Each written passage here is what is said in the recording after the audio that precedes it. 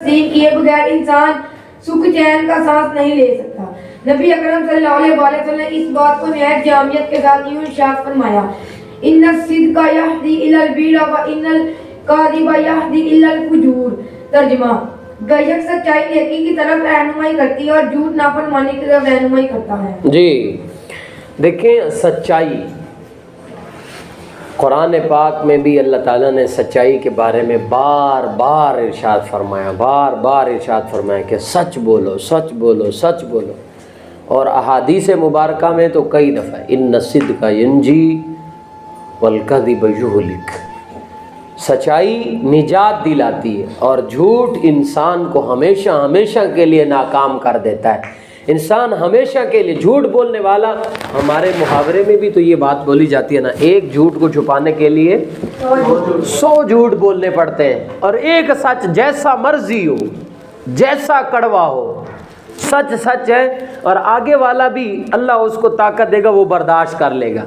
لیکن جب جھوٹ کا پتہ چلے گا، اس وقت پھر بنے ہوئے تعلقات، سالوں کے تعلقات بھی ختم ہو جاتے ہیں جب جھوٹ کا پتہ چلتا ہے۔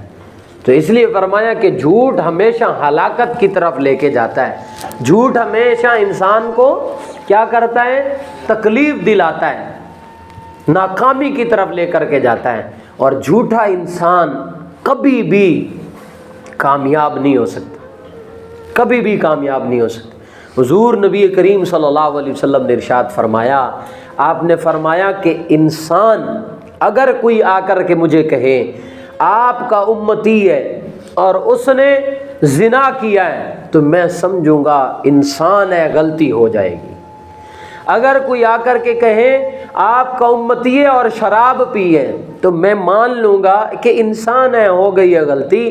لیکن اگر کوئی آ کر کے مجھے یہ کہے حضور آپ کا امتی ہے اور جھوٹ بول رہا ہے، تو میں کبھی بھی یہ یقین نہیں کروں گا، اس لیے کہ میرا امتی کبھی بھی جھوٹ نہیں بول سکتا۔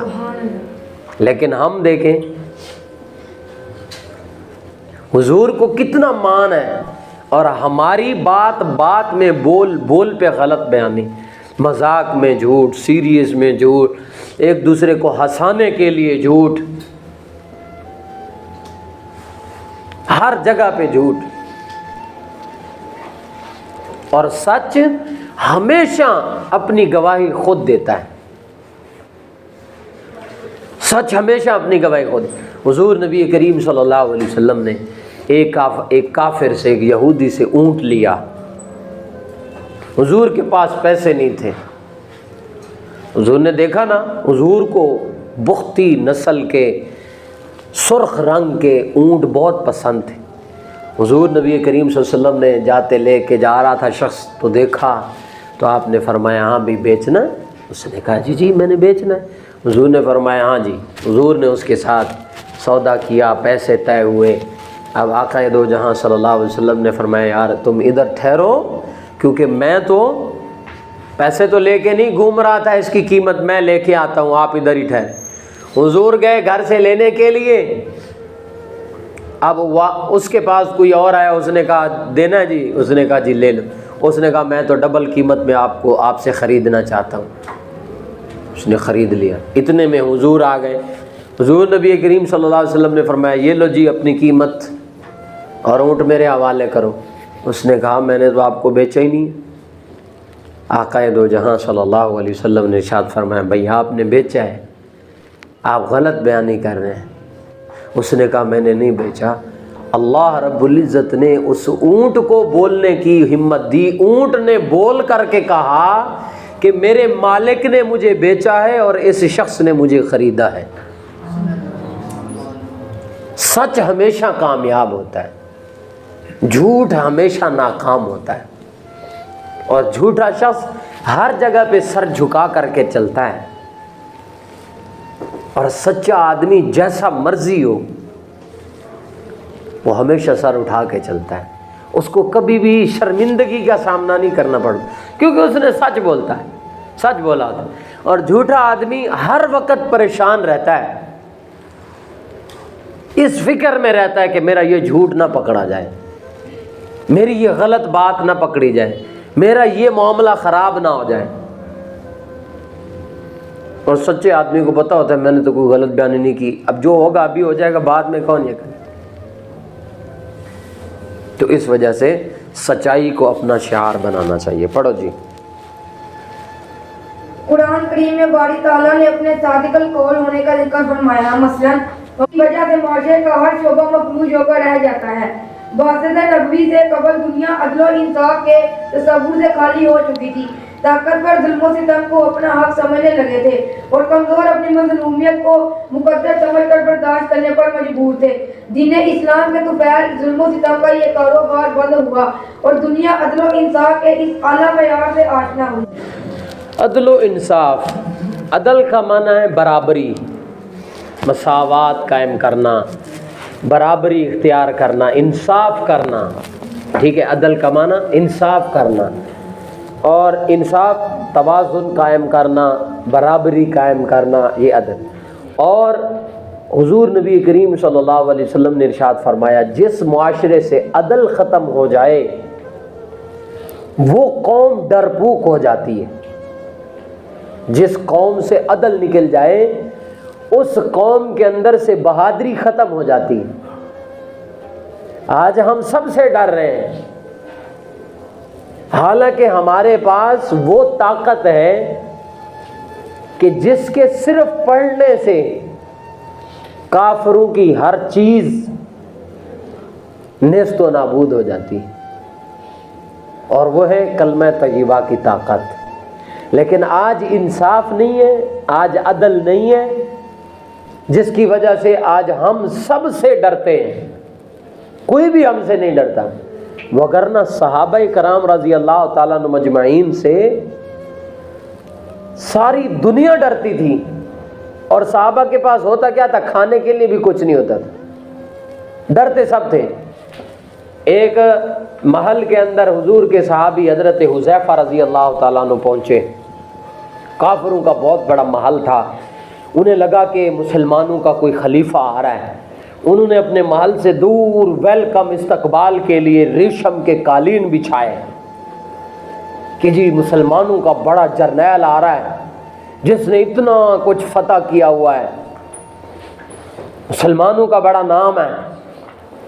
اب حضرت حذیفہ بن یمان رضی اللہ تعالیٰ جب وہاں پہنچے, یہ تو کھوتے پہ سوار تھے, کھوتے پہ کچھ بھی نہیں اوپر اس کے, کچھ بھی نہیں, نہ کوئی زین نہ کچھ, کھوتے کے اوپر بیٹھے تلوار لے کے چلو جی ادھر پہنچ گئے.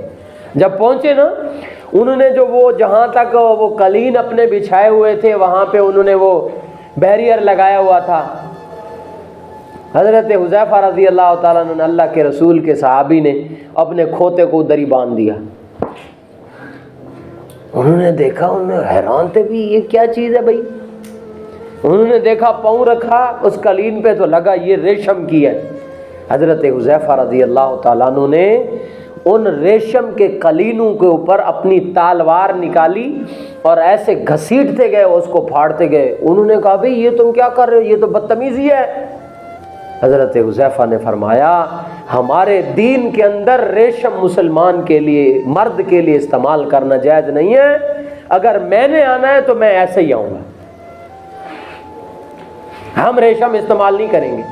اتنی بڑی سپر طاقت, سپر پاور, لیکن ایک شخص جا کر کے کیا ہو گیا ان کے اوپر بھاری. اب وہ اس کو جا کے جب ان کے بڑے سردار سے ملاقات ہوئی نا تو اس نے کہا کیسے آنا ہوا, تو بغیر دھڑک کے کیا فرمایا, فرمایا بس میں یہ کہتا ہوں کہ تو کلمہ پڑھ لے. تو ہمارا بھائی ہے. اس نے کہا اگر میں نہ کروں تو, کلمہ نہ پڑھوں تو. اس نے کہا یہ فوجیں دیکھی ہیں میری کہ کتنی میری فوجیں ہیں. حضرت حذیفہ نے فرمایا جو چیز اللہ کے نبی نے ہمیں بتائی ہے نا وہ ہمیں موت سے نہیں ڈراتی, وہ شہادت ہے. ہم تو اس کو سینے سے لگاتے ہیں خوش ہو کے. اگر مسلمان ہو جا, مسلمان نہیں ہوتا نا پھر تیرے اور ہمارے درمیان کل جو ہے نا فیصلہ یہ تلواریں کریں. اور جب تلوار نکالی تو تلوار بھی ٹوٹی ہوئی تھی. وہ لوگ عدل کرنے والے تھے, انصاف پسند تھے. حضور کے پاس ایک مسلمان اور ایک یہودی فیصلہ لے کر کے آئے تو مسلمان کو لگا کہ ہم میرے نبی ہیں نا جی، میرے ساتھ جو ہے نا میرے لیے فیصلہ، میرے حق میں فیصلہ کریں گے۔ حضور نے بات سنی، حضور کو لگا کہ معاملہ مسلمان کے حق میں نہیں ہے، حضور نے فوراً کافر کے حق میں فیصلہ کیا۔ کافر نے حضور کے انصاف اور عدل کو دیکھ کر کے اسی وقت کلمہ پڑھ لی کہ بھائی یہ ایسے، میں تو سمجھ رہا تھا کہ یہ ان کے صحابی ہیں، یہ ان کے نبی ہیں، یہ ان کے حق میں فیصلہ دیں گے، لیکن یہاں تو الگ ہو گیا معاملہ۔ تو جس قوم کے اندر عدل ختم ہو جاتا ہے وہ قوم برباد ہو جاتی ہے، وہ قوم ڈر جاتی ہے، ڈرپوک ہو جاتی ہے۔ اور بنی اسرائیل کیوں برباد ہوئے؟ اسی لیے برباد ہوئے کہ ان کے جو امیر لوگ تھے وہ اگر کوئی جرم کرتے تو ان کو عذاب، ان کو سزا نہیں دی جاتی تھی۔ اگر کوئی غریب غلط کام کرتا تھا اس کو پکڑ کر کے وہ سزا بھی دیتے تھے۔ اور آج وہی ہو رہا ہے کہ نہیں ہو رہا؟ آج وہی ہو رہا ہے۔ بڑوں کو کون پوچھتا ہے؟ وہ چاہے جو مرضی کرے۔ قوانین، عدالتیں غریبوں اور فقیروں کے لیے بنی ہوئی ہیں۔ پھر یہ قوم ڈرپوک ہے، پھر یہ قوم اپنا ایک جگر کا ٹکڑا کشمیر دے کر کے بیٹھے ہوئے ہیں، کشمیر کی بچیوں پر ظلم ہوتا دیکھ رہے ہیں لیکن چپ کر کے بیٹھے ہیں، کیونکہ ان کے اندر وہ طاقت نہیں ہے ایمان کی۔ وگرنہ ہندوستان سے بہاولپور کی زمین پر آواز لگانے والی ایک بچی کے لیے محمد بن قاسم وہاں سے یہاں تک آ گیا تھا اور سارے علاقوں کو فتح کیا تھا۔ 18 سال کا لڑکا تھا۔ اب آج اگر 18 سال کا ہم تو کہتے ہیں تو اس کو، یہ تو ہم بھی بچہ ہے۔ سمجھ آئی ہے؟ تو ایسے لوگ جب انصاف پسند ہوتے ہیں، جب انصاف قائم کرنے والے ہوتے ہیں، ان کا نام پھر دنیا میں چمکتا ہے۔ اور حضرت عمر کیا فرمایا کرتے تھے؟ حضرت عمر فرمایا کرتے تھے کہ اگر دریائے دجلہ کے کنارے پہ بکری کا بچہ بھی پیاسا مر گیا تو عمر سے اس کی بھی پوچھ ہوگی۔ آج انصاف ہے نہیں، جس کی لاٹھی اس کی بھینس کا قانون ہے، جس کا جو دل چاہتا ہے وہ کر دیتا ہے، جس کو جہاں چاہتا ہے جی پکڑ کر کے خراب کر دیتا ہے، اور ان سے کوئی پوچھنے والا بھی نہیں۔ تو اس لیے جس معاشرے سے عدل اور انصاف ختم ہو جاتا ہے وہ معاشرہ، وہ قوم، وہ لوگ تباہ و برباد ہو جاتے ہیں۔ اس لیے ہمیں اپنے آپ کو قائم رکھنے کے لیے کیا کرنا ہوگا؟ اپنے معاشرے میں عدل و انصاف قائم کرنا ہوگا۔ کل آپ لوگ